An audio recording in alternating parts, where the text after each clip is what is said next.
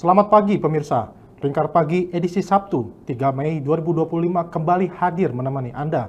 Beragam berita aktual akan kami hadirkan dalam 60 menit ke depan. Bersama saya Rizky Riawan, berikut Lingkar Pagi selengkapnya.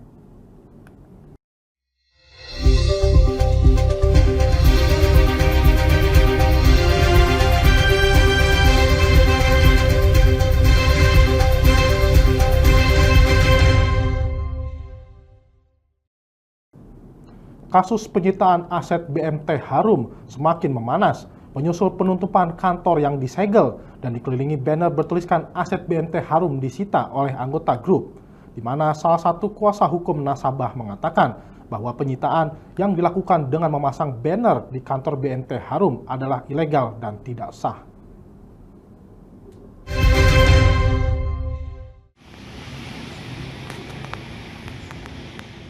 Kantor BMT Harum kini tidak hanya ditutup, tetapi juga menjadi pusat perhatian publik setelah adanya deklarasi penyitaan yang dianggap ilegal oleh beberapa nasabah. Dalam gugatan yang diajukan ke Pengadilan Agama Rembang, nasabah yang berhasil memenangkan tuntutan senilai 12 miliar rupiah itu menyatakan bahwa tindakan sita tersebut adalah bentuk vandalisme. Hal itu disampaikan oleh kuasa hukum mereka, Abdul Minum. Dirinya mengatakan bahwa nasabah yang menggugat mengungkapkan bahwa proses hukum yang mereka lalui memakan waktu selama 8 bulan. Untuk memperoleh putusan, dirinya menegaskan bahwa penyitaan aset tanpa melalui mekanisme pengadilan adalah tindakan yang melanggar hukum. Untuk kantor yang di situ ada tulisan ya, ada plakat atau banner bahwa kantor disita oleh anggota. Ya, tentu ini kita sayangkan, kita menyampaikan saja bahwa kewenangan di dalam melakukan penyitaan aset itu hanya pengadilan melalui gugatan, sehingga ketika itu tidak dilakukan maka itu adalah ilegal. Maka ini juga saya sampaikan itu membahayakan juga karena telah melakukan bisa dikatakan vandalisme ya, karena di situ adalah lembaga dan lembaga itu ada penanggung jawabnya, dan ketika orang lain mengatasnamakan apapun kemudian menyegel tanpa melalui pengadilan, ini masalah. Jadi saya harapkan hal-hal yang seperti itu jangan sampai terjadi. Ini negara hukum, tentu kita akan melakukan apapun dengan cara hukum. Abdul Munim mengatakan bahwa hanya pengadilan yang berhak melakukan penyitaan. Dengan demikian, aset yang disita seharusnya diberikan kepada nasabah yang menang gugatan melalui jalur hukum yang benar. Dari Rembang, Vicky Rio, Lingkar TV melaporkan. Dewan Buruh Kabupaten Kendal mendesak pemerintah untuk mencabut sistem outsourcing bagi tenaga kerja di bidang produksi. Menurut mereka, kebijakan tersebut sangat merugikan kaum buruh karena menurunkan jaminan kesejahteraan dan juga keamanan kerja.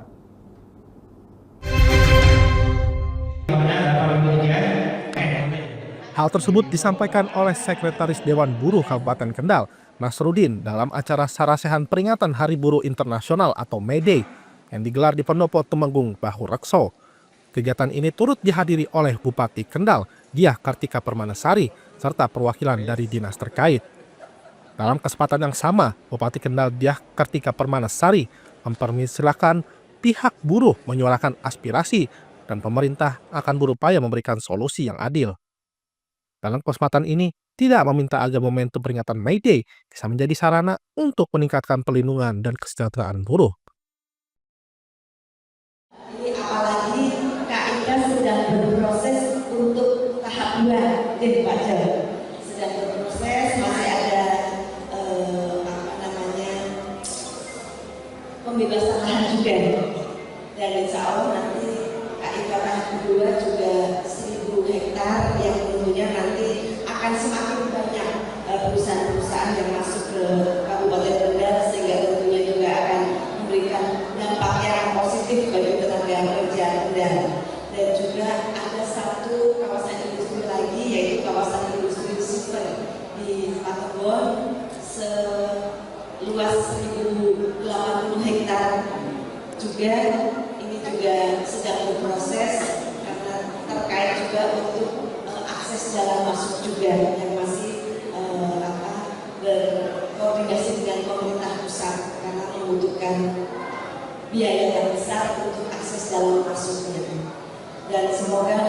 adanya tumbuhnya kawasan industri yang semakin berkembang di Kabupaten Kendal ini, harapan kami tentunya semakin banyak investor yang akan menanamkan sahamnya di Kabupaten Kendal ini.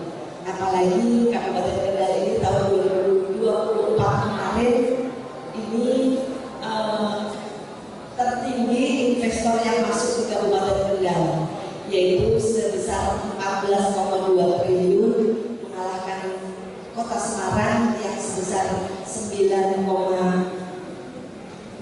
triliun, kemudian KIPB Batang 5,9 triliun.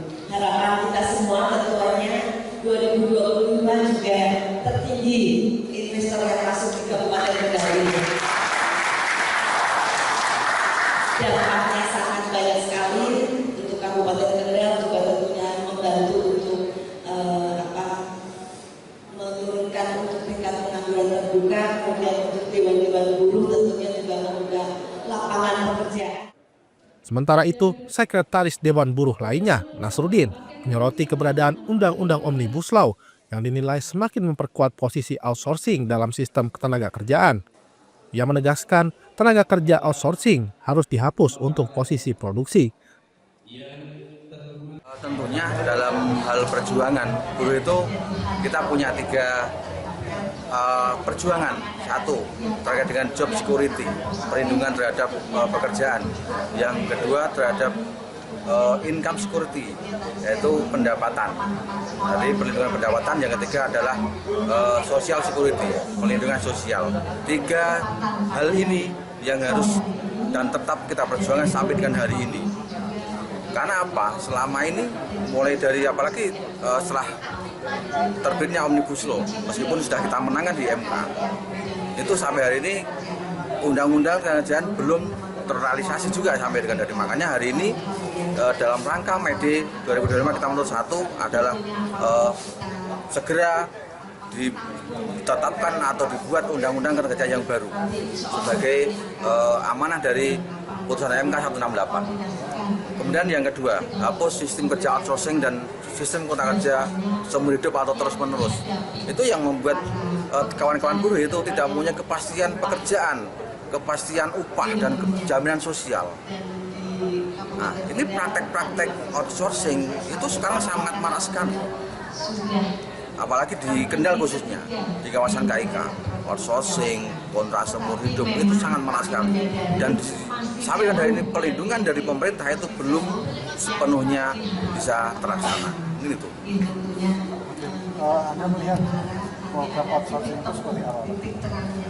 Oke, kalau kita melihat di undang-undang sebelumnya, sebelum Omnibus Law di Undang-Undang 13 2003, itu hanya ada beberapa jenis pekerjaan yang boleh di-outsource. Salah satunya adalah security, kemudian catering, kemudian driver, kebersihan itu. Tapi sekarang ini sudah masuk ke dalam produksi, Pak. Itu tidak boleh di-outsourcing. Karena ketika di-outsourcing, teman-teman tidak punya pelindungan. Setiap saat bisa diberhentikan atau di PHK. Itulah yang menjadi concern kita. Maka kita tolak keras terhadap pelaksanaan outsourcing yang merajalela sampai dengan hari ini. Terkait dengan UMK, alhamdulillah kemarin Presiden Prabowo menetapkan kenaikan upah sebesar 6,05% kan. Itu dibandingkan 3 tahun sebelumnya ini sangat besar bagi kami, sangat berarti bagi kami.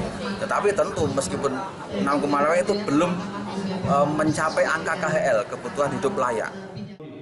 Dari Kendal, Jawa Tengah, Wahyudi, Lingkar TV melaporkan.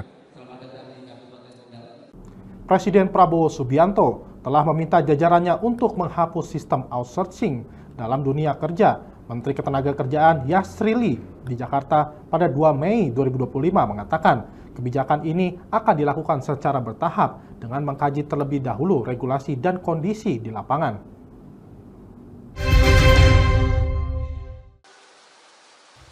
Menteri Ketenagakerjaan Menaker Yasrili mengatakan akan mengkaji permintaan Presiden Prabowo soal penghapusan sistem outsourcing atau alih daya yang selama ini menjadi sorotan dalam dunia ketenagakerjaan. Usai menghadiri diskusi publik di kantor Komnas HAM Jakarta Jumat 2 Mei, Menaker menyebut kebijakan ini sebagai bentuk kepedulian Presiden terhadap kesejahteraan buruh. Namun demikian pelaksanaannya dilakukan secara bertahap dan realistis.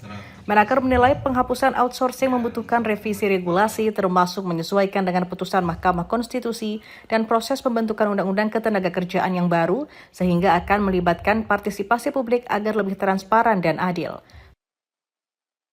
Jadi ini adalah arahan dari Pak Presiden, gitu ya. Pak Presiden yang menyampaikan, tentu kemudian kami harus mengkaji ya, kita akan harus mengkaji dan nanti kita harus laporkan ke Pak Presiden. Pak Presiden menyampaikan kan dihapuskan secepat-cepatnya, tapi juga realistis. Itu yang nanti kita akan minta kita susun dulu rekomendasinya seperti apa. Tentu nanti kita akan laporkan ke Pak Presiden ya. Praktik outsourcing dinilai merugikan pekerja akibat adanya pemotongan oleh perusahaan penyedia jasa tenaga kerja sehingga buruh menerima upah di bawah standar. Selain itu, sistem kontrak tanpa kepastian kerja dan jenjang karir juga disebut menjadi persoalan serius yang menghambat peningkatan kualitas hidup para pekerja. Universitas Mula Warman Samarinda memastikan peserta ujian tertulis berbasis komputer atau UTBK pada seleksi nasional berdasarkan tes atau SNBT 2025 yang berbuat kecurangan tidak akan lulus. Wakil Rektor 1 Bidang Akademik Universitas Mula Warman, Lambang Subagio, memastikan kampusnya telah menerapkan prosedur pengawasan yang ketat terhadap peserta UTBK untuk mencegah upaya kecurangan. Upaya kecurangan peserta dalam mengerjakan soal mewarnai pelaksanaan ujian tulis berbasis komputer UTBK dalam seleksi nasional masuk perguruan tinggi negeri. Salah satu aksi kecurangan tersebut didapati pada peserta UTBK yang melaksanakan tes di Universitas Mula Warman Samarinda, Kalimantan Timur dengan modus menyelipkan perangkat elektronik di dalam pakaian yang berhasil ditemukan dan dicegah oleh tim pengawas ujian.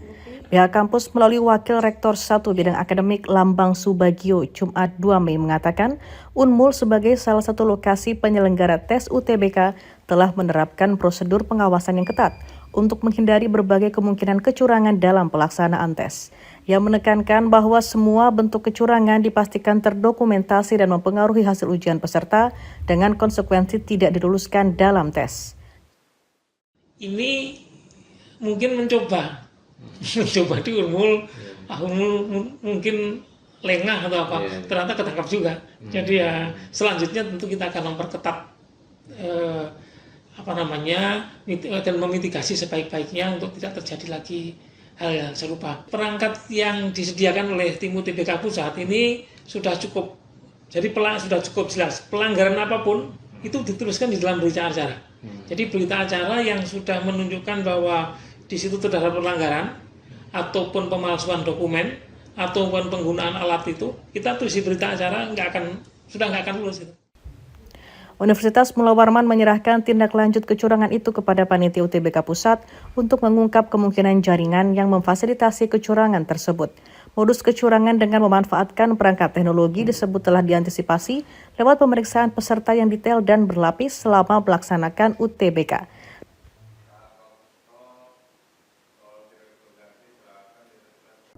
Baik pemirsa, kami akan kembali usai jeda berikut ini. Tetaplah bersama kami.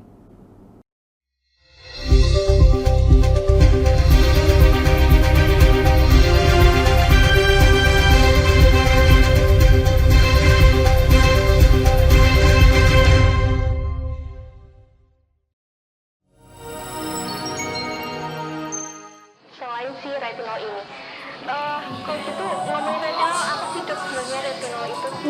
Bagus sih programnya. Yang saat ini ya kayaknya sudah beberapa tahun yang Wah, boleh banget nih ditonton setiap hari. Meanwhile,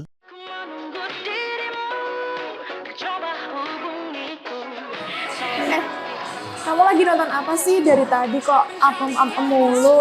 Ini loh lagi nonton program Cantik Sehat di Lingkar TV. Bagus banget sih programnya.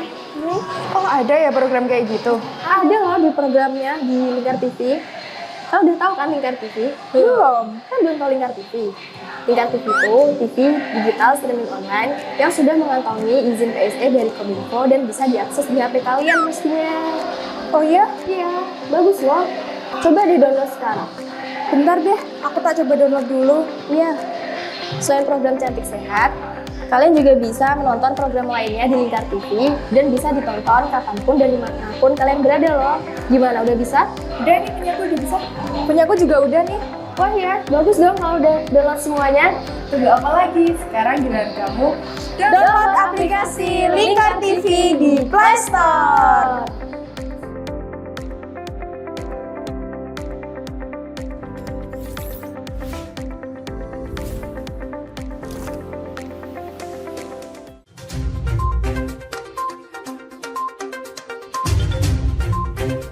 Merangkum semua peristiwa sebagai berita yang penuh fakta.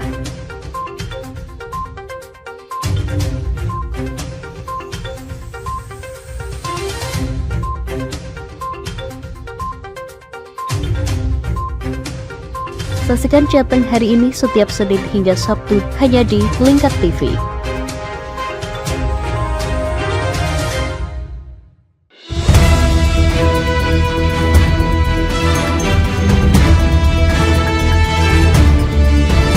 Menemani pagi Anda dengan menyajikan berita nasional dan regional yang dikupas secara akurat dan aktual untuk awali hari. Dalam Lingkar Pagi, setiap Senin hingga Sabtu jam 8 pagi hanya di Lingkar TV.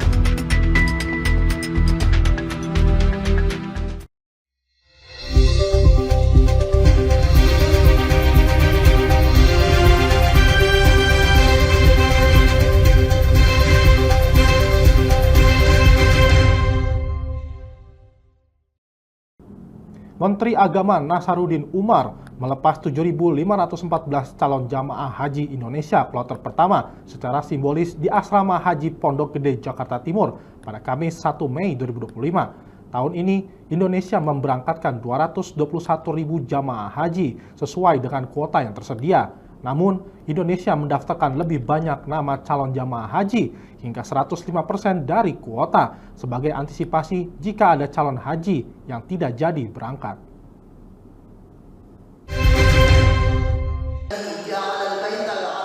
Menteri Agama Nasaruddin Umar memimpin pelepasan 7.514 calon jamaah haji Indonesia kloter pertama yang dilaksanakan secara simbolis di Asrama Haji Pondok Gede, Jakarta Timur, Kamis 1 Mei. Ia mengatakan tahun ini Indonesia akan memberangkatkan sekitar 221.000 calon jamaah haji. Menurutnya, seluruh kuota jamaah haji Indonesia telah terisi penuh. Bahkan pemerintah mendaftarkan sebanyak 105% dari kuota seharusnya sebagai bentuk antisipasi apabila ada jamaah yang batal berangkat. Menak Nasaruddin juga memastikan kesiapan layanan ibadah haji. Pemerintah telah meningkatkan pelayanan agar jamaah lebih mudah dan nyaman saat beribadah. Mudah-mudahan tahun ini insya Allah sesuai dengan pengamatan kami kemarin, dimulai dari Madinah, kemudian juga ke Jeddah, tempat mereka itu mendarat, kemudian juga bus yang akan mengantarkan ke Mekah atau ke lokasi-lokasi yang bersangkutan nanti itu insya Allah semuanya sudah bagus. Termasuk juga Arafah, ya Musdalifah dan Mina, teman-teman di sana sudah siap, termasuk juga dapur. Nasaruddin juga mengimbau para jamaah agar tetap mengutamakan kesehatan dengan tidak memaksakan diri jika merasa kurang sehat. Apalagi cuaca di Madinah saat puncak ibadah haji diperkirakan akan mencapai 40 derajat Celcius.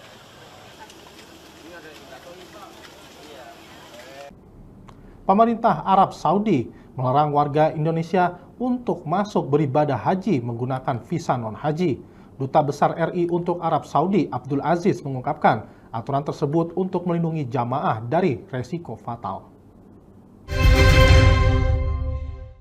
Penggunaan visa non-haji untuk ibadah haji dilarang atau tidak lagi diizinkan. Bahkan visa umroh sekalipun sudah tidak dapat digunakan untuk beribadah haji. Menyikapi hal ini, Duta Besar Indonesia untuk Arab Saudi, Abdul Aziz, di Madinah Kamis malam waktu setempat mengatakan larangan tersebut berlaku sejak tanggal 14 Syawal atau 13 April 2025 dan Indonesia termasuk salah satu dari 14 negara yang terkena kebijakan ini.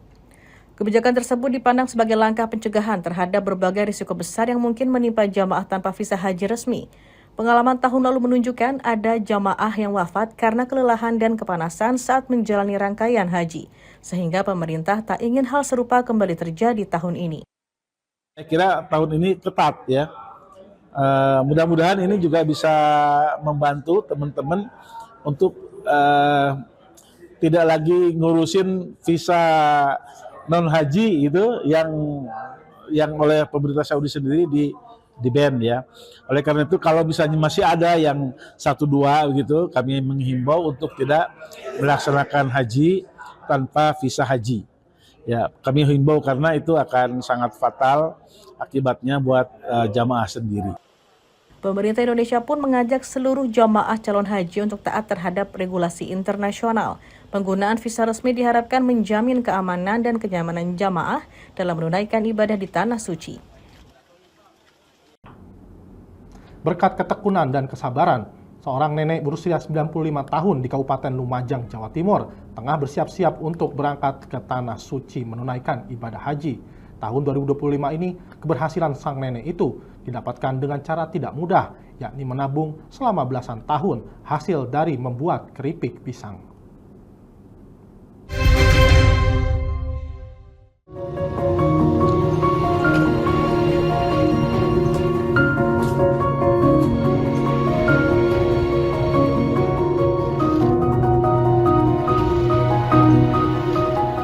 Wanita berusia 95 tahun ini bernama Satumi, warga Desa Gerati, Kecamatan Sumber Suko, Kabupaten Lumajang, Jawa Timur.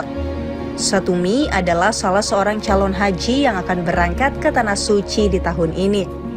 Meskipun sudah berusia lanjut, namun Satumi nampak sehat dan bersemangat untuk menjalankan rukun Islam kelima, yaitu melaksanakan ibadah haji.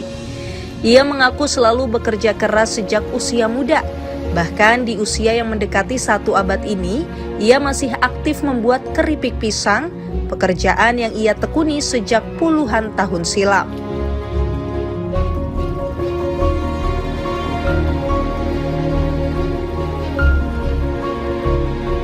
Satumi bercerita dari hasil usaha membuat keripik pisang, ditambah sesekali menjual kayu sengon. Ia bisa menabung dan akhirnya tercatat sebagai calon haji tertua dari Kabupaten Lumajang. Ini gua nulungi ngajak gedang, taman tripping. Nggih seneng mandar muga sehat kuwi mriko teng griya. Sehat, langsung sehat, budal sehat. Lansia ini alhamdulillah sekarang sudah ada prioritas terkait dengan pelayanan lansia. Di samping prioritas lansia di keberangkatan, karena ini Satumi ini berangkat karena prioritas lansianya. Beliau umur 95 tahun dan nanti ketika melaksanakan ibadah haji itu di Arafah itu sudah ada namanya program murur.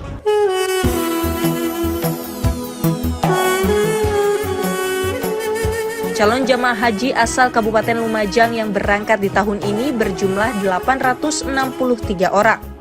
Dari jumlah tersebut, sebanyak 275 diantaranya atau sebesar 32% adalah jamaah lansia yang berusia 61 hingga 95 tahun. Seluruh calon jamaah haji dibagi dalam 3 kloter dan mulai masuk asrama haji Sukolilo, Surabaya tanggal 11 Mei mendatang.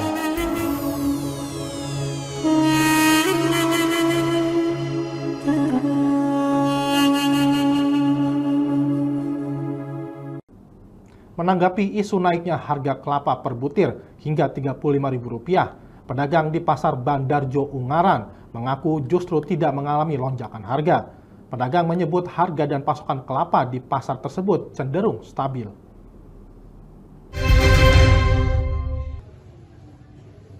Sebelumnya, isu terkait kenaikan harga kelapa sempat mencuat, di mana harga per butir kelapa mencapai Rp35.000 dan membuat masyarakat memilih untuk tidak membeli untuk kebutuhan memasak. Meski isu terjadi di beberapa wilayah, nyatanya di Kabupaten Semarang, baik harga dan pasokan kelapa cenderung stabil. Pedagang di Pasar Bandarjo Ungaran mengaku bahwa harga dan pasokan kelapa di tingkat konsumen cenderung stabil. Meski pedagang di pasar tersebut mengaku hanya ada sedikit gangguan pada pasokan kelapa. Salah satu pedagang di Pasar Bandarjo Ungaran, Gito, mencontohkan biasanya ia bisa memasok 100 butir kelapa. Saat ini hanya 50 butir kelapa perharinya karena permintaan konsumen yang justru menurun usai Lebaran kemarin. Hari raya biasa. Biasa saja kalau aku. Ya biasa toh Mas. Kalau angkutnya naik ya naik, itu biasa. Ya, ada yang 15, ada yang 10. Tinggal besar kecilnya. Kalau kecil ya biasa 10.000. Kalau yang pol besar segini ya 15. Bisa diparut bisa. Kan banyak pembeli.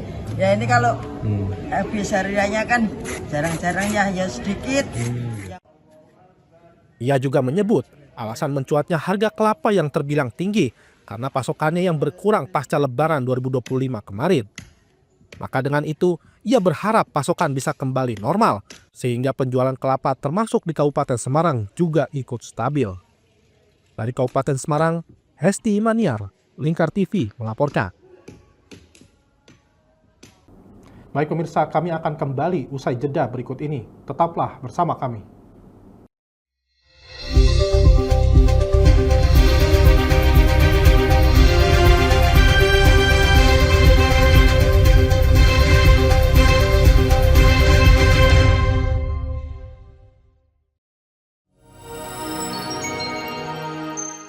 Selain si retinol ini, kalau gitu ngomongin retinol, apa sih dok sebenarnya retinol itu? Bagus nih programnya. Yang saat ini ya kayaknya sudah beberapa tahun yang Wah, boleh banget nih ditonton setiap hari. Meanwhile,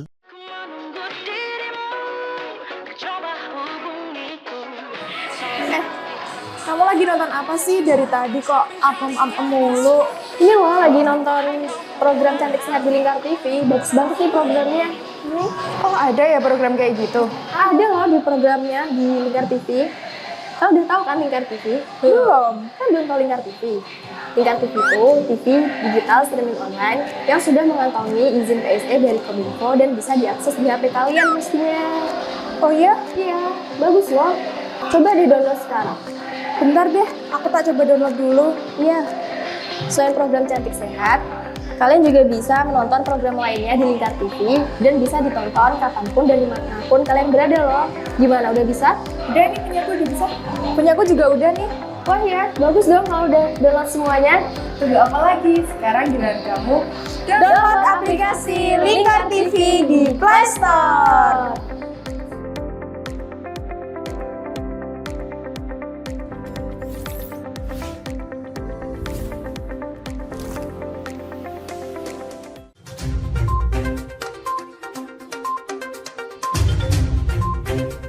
Merangkum semua peristiwa sebagai berita yang penuh fakta.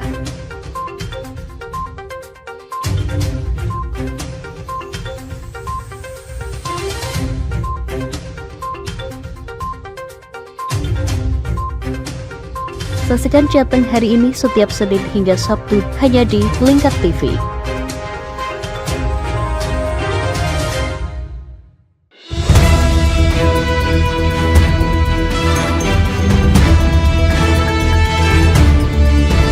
Menemani pagi Anda dengan menyajikan berita nasional dan regional yang dikupas secara akurat dan aktual untuk awali hari. Dalam Lingkar Pagi, setiap Senin hingga Sabtu jam 8 pagi hanya di Lingkar TV.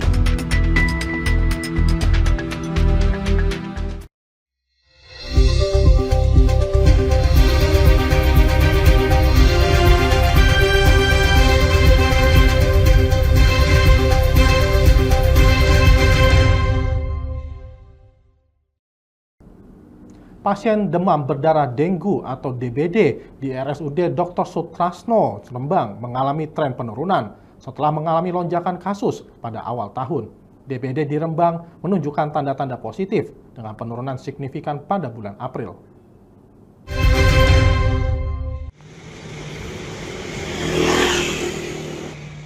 Terlihat ruangan anak RSUD Dr. Sutrasno tampak lengang tidak seperti bulan-bulan sebelumnya yang penuh dan bahkan menambah ruang untuk pasien DBD. Saat ini, dari laporan RSUD Dr. Sutrasno, tercatat hanya 41 kasus DBD selama bulan ini jauh lebih rendah dibandingkan bulan-bulan sebelumnya. Humas RSUD Dr. Sutrasno, Tabah Tohamik, mengatakan bahwa peningkatan kasus DBD sempat terjadi selama 3 bulan pertama tahun ini. Namun, upaya disiplin bersih-bersih yang gencar dilakukan oleh masyarakat dinilai menjadi faktor utama penurunan kasus. Dirinya yakin tren penurunan ini akan berlanjut hingga Mei berkat kesadaran masyarakat untuk menjaga kebersihan lingkungan. Bahwa tren kasus demam berdarah denggi di RSUD Rembang terjadi penurunan, mulai dari Januari sekitar 1 bulannya itu 80-an sampai Maret, tapi namun bulan April terjadi penurunan yang signifikan, hanya 41 kasus dalam 1 bulan. Semoga di bulan Mei dan seterusnya semakin melandai gitu, Mas. Kalau sebelumnya ada berapa, Pak? Bulan Januari 84, kemudian bulan Februari ada 64, bulan Maret 86, tapi mulai April tinggal 41 dalam 1 bulan. Selain itu, yang kemarin bulan Januari Februari kami menambah penambahan ruangan untuk menambah tempat tidur, namun bulan April sudah hanya di ruangan sini aja yang untuk merawat kasus dengan DPD. Kalau melihat trennya Pak dari tahun ke tahun itu puncaknya biasanya terjadi saat? Enggak, puncaknya bulan itu awal, memang bulan ya pas musim hujan itu. Lalu awal tahun ya, trennya memang seperti itu. Kalau dalam perawatan sendiri Pak, biasanya maksimal itu pasien dirawat berapa? Untuk pasien dirawat sampai masa aman, itu sampai panasnya hari ke-7 itu sudah aman. Insya Allah nanti setelah hari ke-7 bisa pulang dan bisa rawat jalan. Tabah Tohamik, Humas RSUD menambahkan bahwa penurunan ini sangat signifikan. Dengan rincian jumlah pasien yang dirawat di rumah sakit, 84 pasien pada Januari, 64 pada Februari, 86 pada Maret, dan turun menjadi 41 pada April. Tabah juga mengatakan bahwa tren DBD biasanya meningkat pada awal tahun dan pasien yang dirawat di RSUD biasanya berada di rumah sakit selama 7 hari. Dari Rembang, Jawa Tengah, Vicky Rio, Lingkar TV melaporkan. Dinas Perhubungan Kota Batam, Kepulauan Riau meluncurkan 13 unit bus Trans Batam berteknologi IoT atau Internet of Things yang mampu mendeteksi adanya pergerakan berbahaya di jalan raya. Kepala Dinas Perhubungan Batam Salim mengungkapkan dengan penambahan 13 unit ini, jumlah bus Trans Batam berteknologi IoT.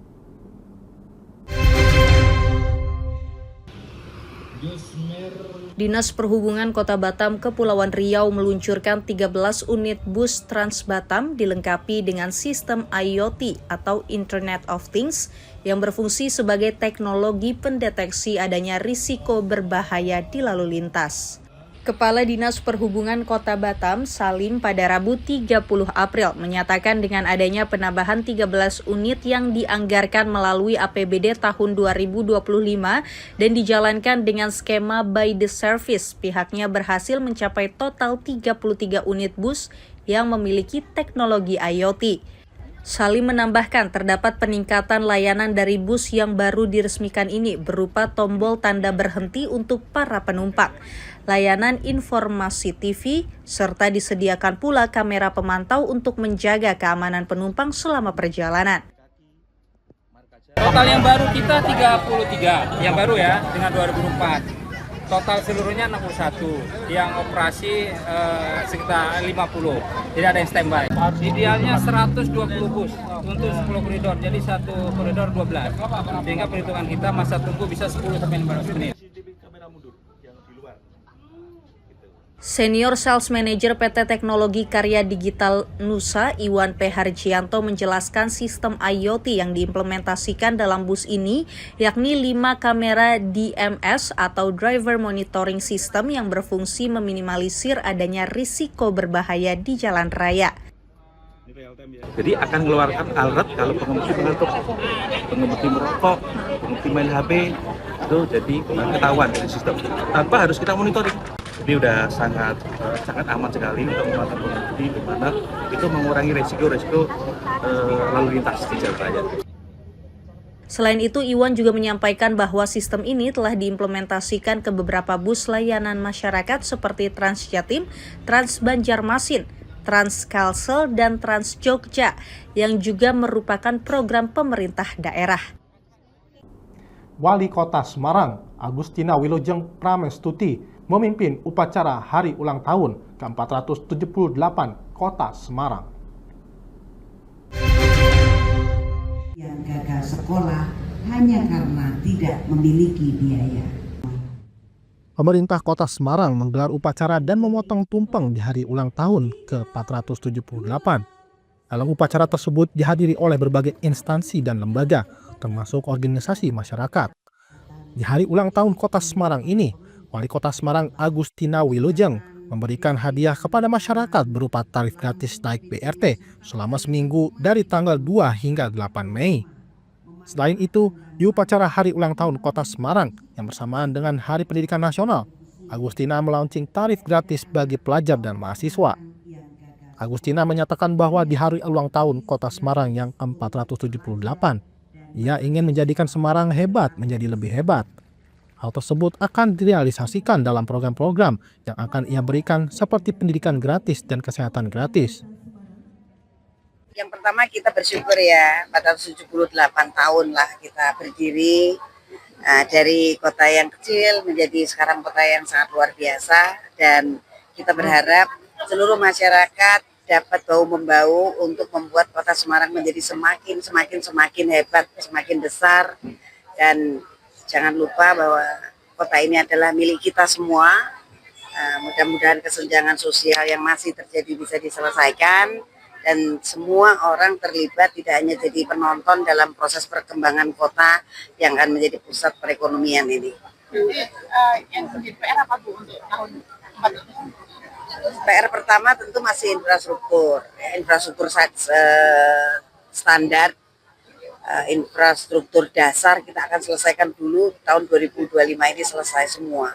Infrastruktur yang berkaitan tidak hanya jalan, jembatan, gorong-gorong, tetapi juga infrastruktur pendidikan, infrastruktur kesehatan, dan infrastruktur lain yang nanti akan berkaitan dengan proses bertumbuh yang harus kita biayai secara maksimal sampai dengan tahun 2029. Dari Kota Semarang, Syahril Muadz, Lingkar TV melaporkan. Momentum upacara peringatan Hari Pendidikan Nasional, Bupati Pati Sudewo meluncurkan tagline pendidikan Garuda yang memiliki kepanjangan generasi adaptif, rajin, unggul, dan berdaya saing. Langkah ini sebagai bentuk komitmen peningkatan kualitas sumber daya manusia yang cerdas dan berkarakter.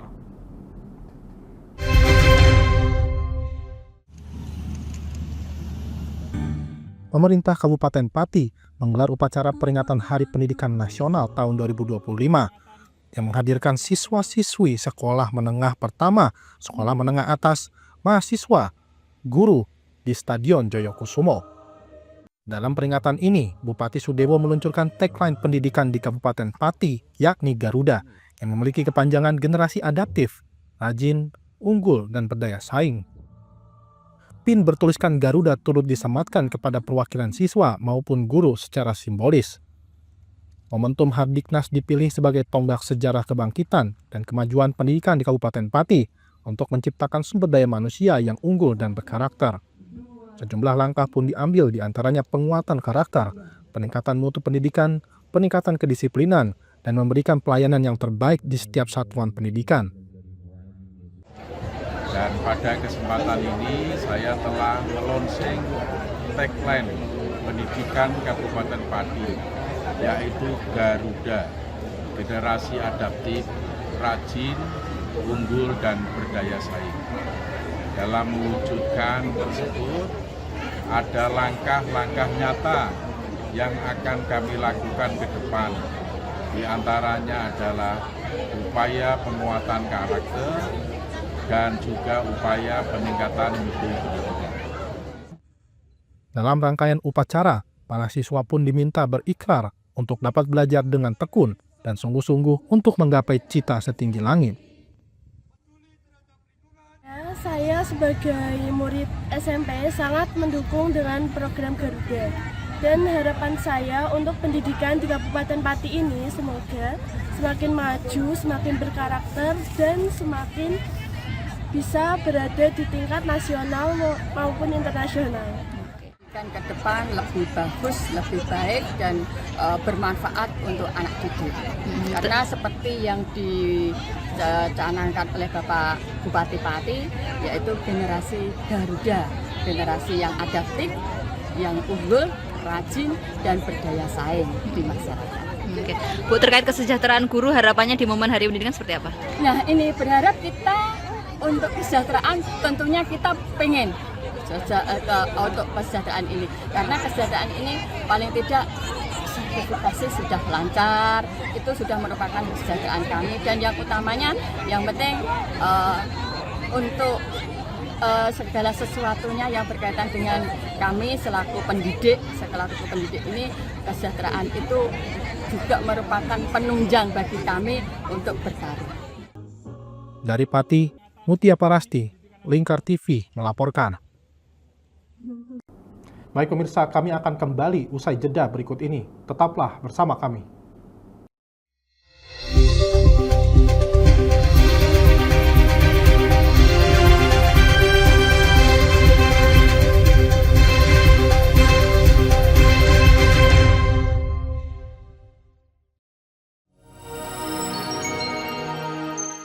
Selain si retinol ini, kalau gitu ngomongin retinol, apa sih dok sebenarnya retinol itu? Bagus nih programnya. Yang saat ini ya kayaknya sudah beberapa tahun yang Wah, boleh banget nih ditonton setiap hari. Meanwhile,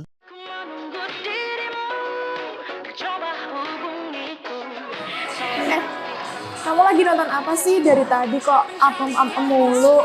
Ini loh lagi nonton program Cantik Sehat di Lingkar TV. Bagus banget nih programnya. Oh, ada ya program kayak gitu? Ada loh di programnya di Lingkar TV.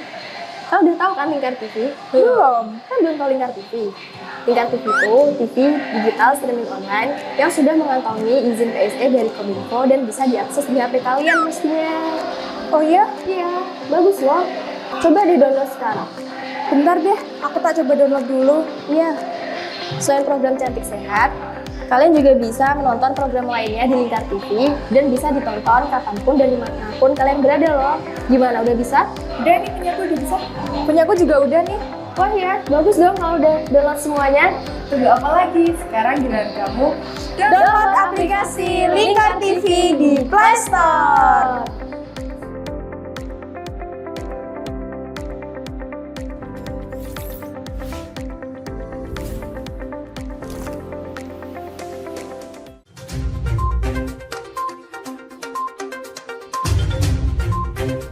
Merangkum semua peristiwa sebagai berita yang penuh fakta.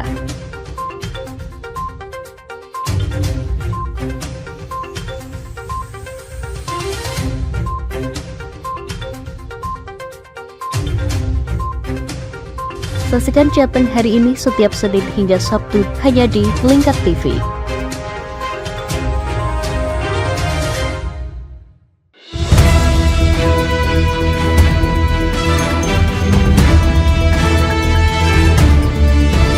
Menemani pagi Anda dengan menyajikan berita nasional dan regional yang dikupas secara akurat dan aktual untuk awali hari.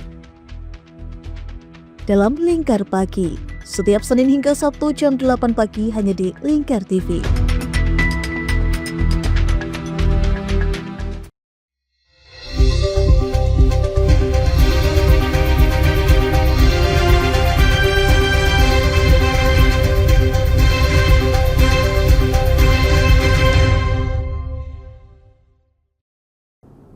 Pemerintah Provinsi Maluku membagikan sebanyak 1.000 tanaman cabai kepada siswa dan guru-guru saat peringatan Hari Pendidikan Nasional atau Hardiknas di Lapangan Merdeka Ambon pada Jumat 2 Mei 2025. Gubernur Maluku Hendrik Lewerisa berharap para guru dan masyarakat dapat memanfaatkan tanaman cabai tersebut dengan ditanam di lahan kosong.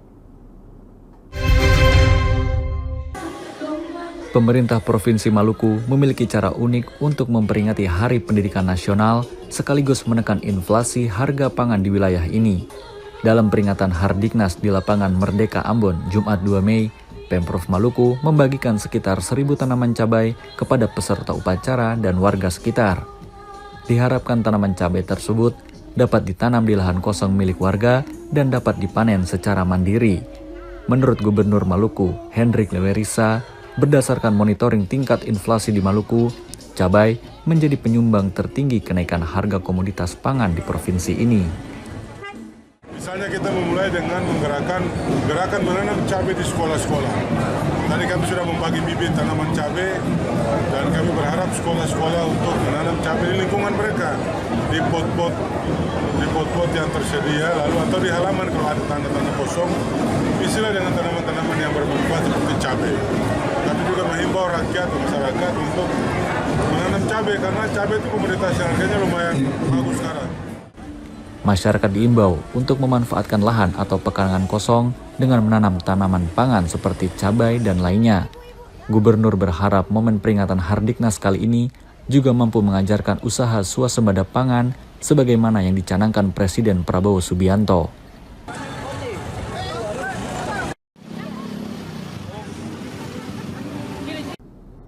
Desa Ngrapyak, Kecamatan Undaan, salah satu peserta lomba desa tingkat Kabupaten Kudus tahun 2025. Berbagai produk UMKM ditampilkan, mulai dari peyek khas hingga anyaman bambu dan jamu tradisional.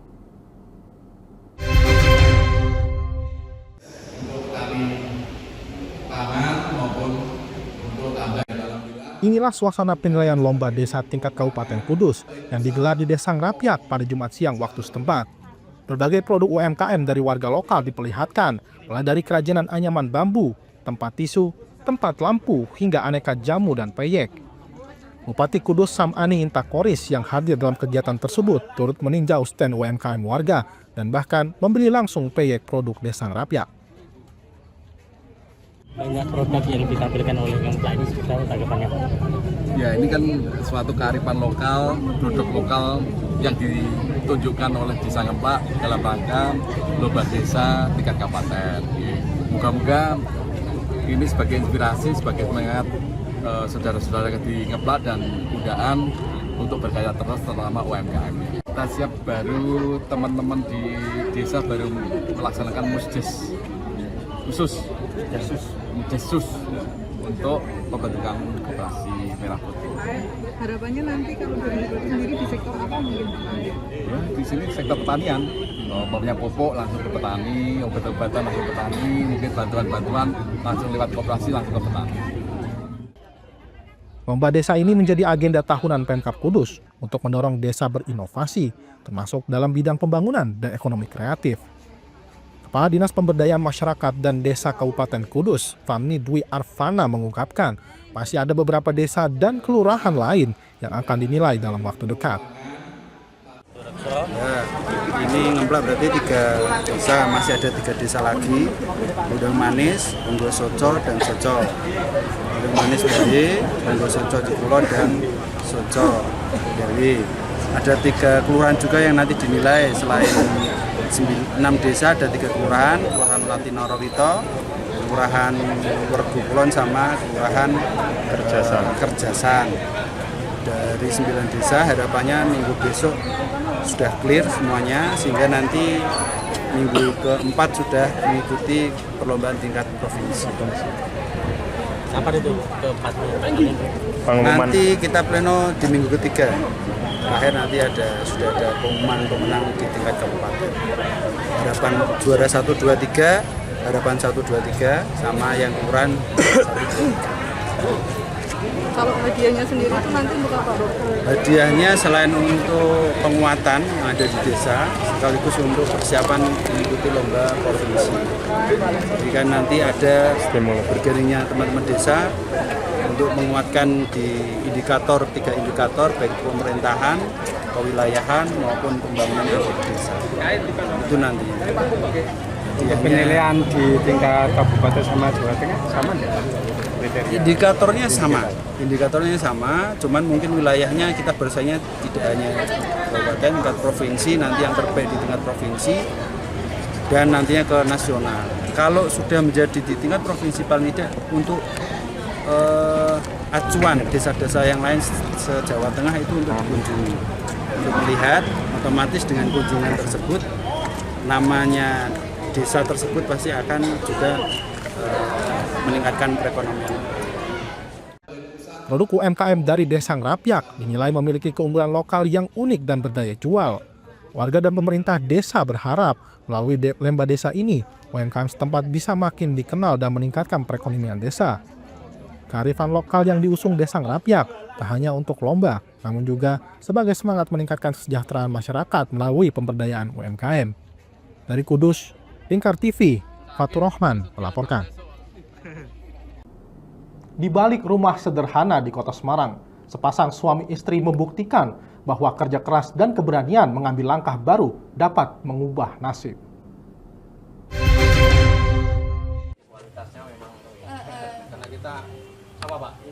Kisah inspiratif ini datang dari pasangan Aris dan Anita yang membuka usaha konveksi rumahan di RT 1 RW 6, Kelurahan Beringin, Kecamatan Ngalian, Kota Semarang.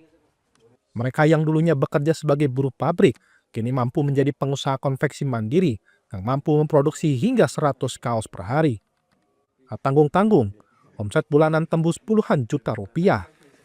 Semua bermula dari mimpi sederhana, berkembang lebih baik dan menemukan cara agar sang istri tetap bisa berkarya tanpa meninggalkan peran pentingnya di rumah.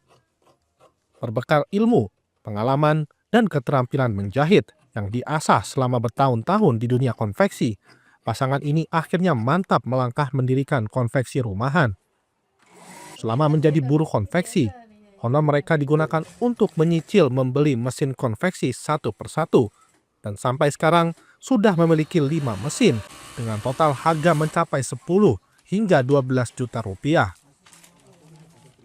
Di awal merintis, Aris dan sang istri sempat kesulitan menjaring pelanggan dan nyaris tak ada pesanan yang masuk.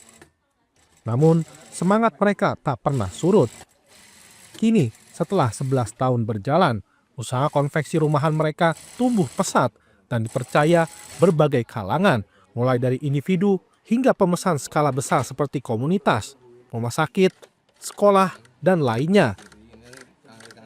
Aris dan istrinya dapat memproduksi berbagai jenis pakaian seperti kaos, celana, jas, seragam sekolah, wearpack, kebaya, dan lain-lain.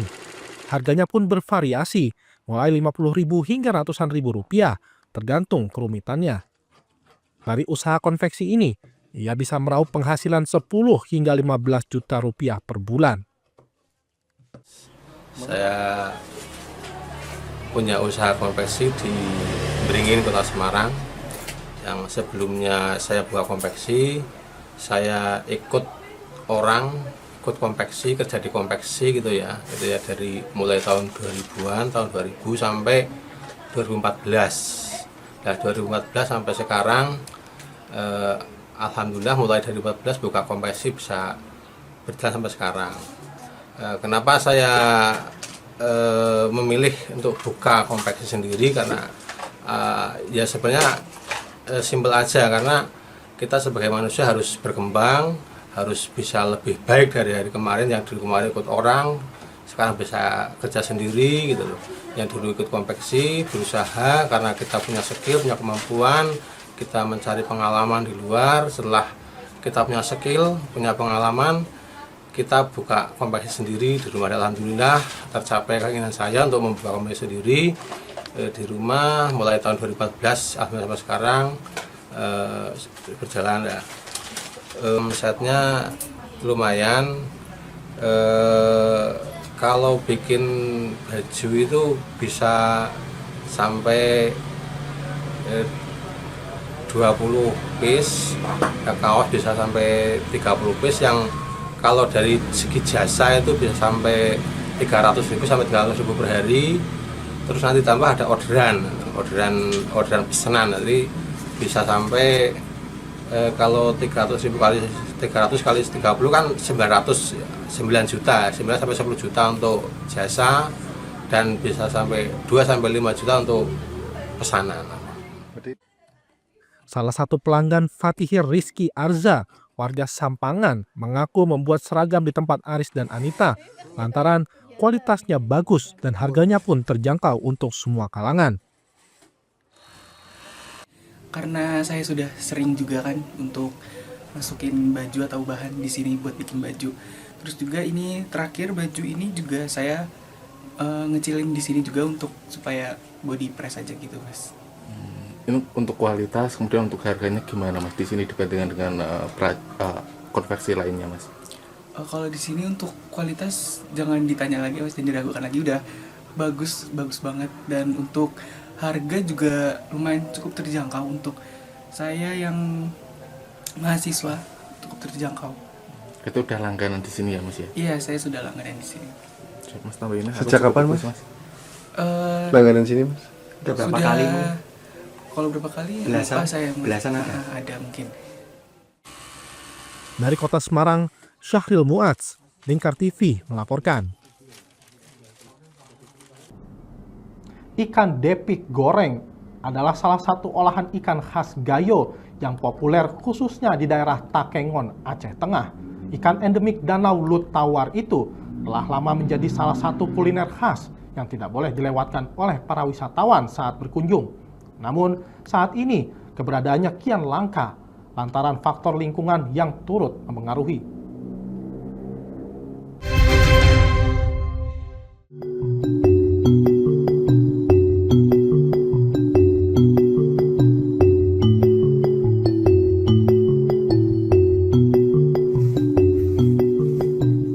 Ada yang sudah pernah mendengar tentang ikan depik goreng? Ya, penganan yang satu ini merupakan kuliner andalan dari Aceh Tengah. Selain cita rasanya yang unik, camilan gurih tersebut biasa dijadikan sebagai oleh-oleh karena masa simpan yang terbilang lama jika diolah dengan tepat. Seperti Sri Wahyuni, pelaku usaha asal Kecamatan Kabayakan, yang berbagi resep rahasia agar ikan depik goreng tetap renyah dan lezat untuk disantap meski sudah disimpan dalam waktu lama.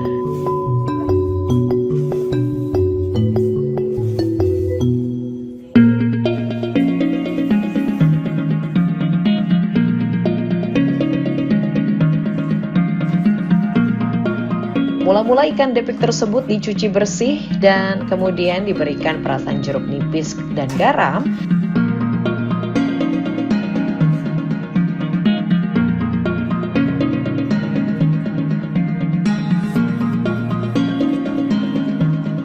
Lalu diberi kaldu serta bumbu lainnya sebelum digoreng hingga kering.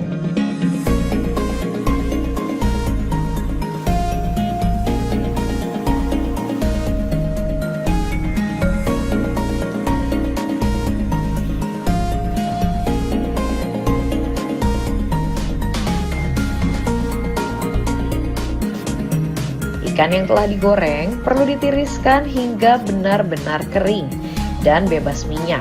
Sebagai kunci, ikan depik tahan lama disimpan. Setelah dingin, ikan depik goreng disimpan di dalam wadah kedap udara untuk menjaga kegurihan dan mencegah masuknya udara lembab yang bisa merusak teksturnya. Dengan perawatan yang tepat, ikan depik goreng tetap renyah dan lezat saat dinikmati, bahkan setelah berbulan-bulan disimpan.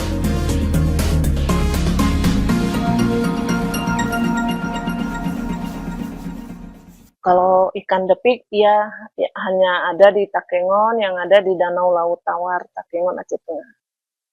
Cita rasanya sendiri gimana gitu? Kalau cita rasanya gurih, asin, aromanya karena kita pakai bumbu-bumbu rempah-rempah. Alhamdulillah yang konsumen yang sudah konsumsi dibilangnya tidak pahit. Kenapa aromanya seperti ayam-ayam crispy daging gitulah gitu. Itu kalau menurut yang sudah pernah konsumsi depik tangkap Bu Sri.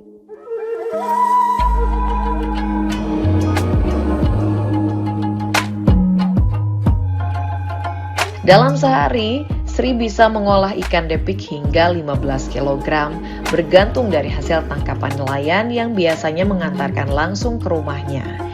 Ikan endemik yang hanya ditemukan di Danau Laut Tawar, Aceh Tengah itu pun keberadaannya semakin langka akibat berbagai faktor lingkungan dan aktivitas manusia, sehingga jumlah penganan untuk oleh-oleh tersebut tidak sebanyak dahulu.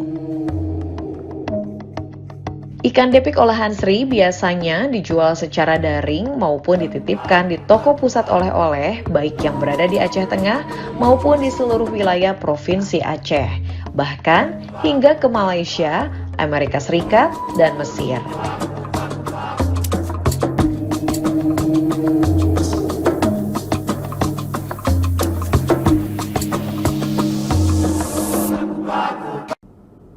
Baik pemirsa, Lingkar Pagi berakhir sampai di sini. Jangan lupa saksikan Lingkar Siang setiap hari Senin hingga Sabtu hanya di Lingkar TV pukul 1 siang waktu Indonesia Barat. Saya Rizky Riawan, mewakili kru dan kerabat kerja yang bertugas pamit dari hadapan Anda. Selamat pagi dan selamat beraktivitas.